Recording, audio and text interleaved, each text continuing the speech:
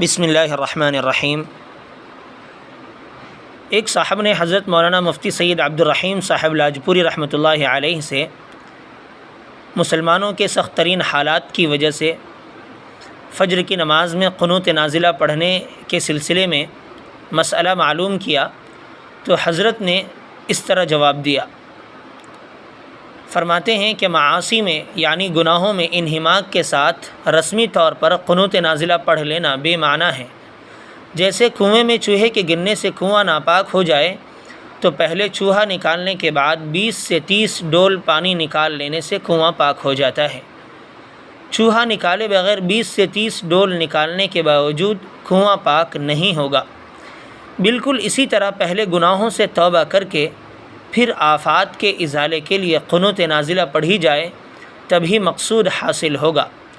گناہوں سے سچی اور پکی توبہ کیے بغیر گناہوں میں ملوث رہنے کے ساتھ قنوت نازلہ پڑھنے کا کیا مطلب؟ فتاوی رحیمیہ جلد نمبر 3 صفحہ نمبر 328۔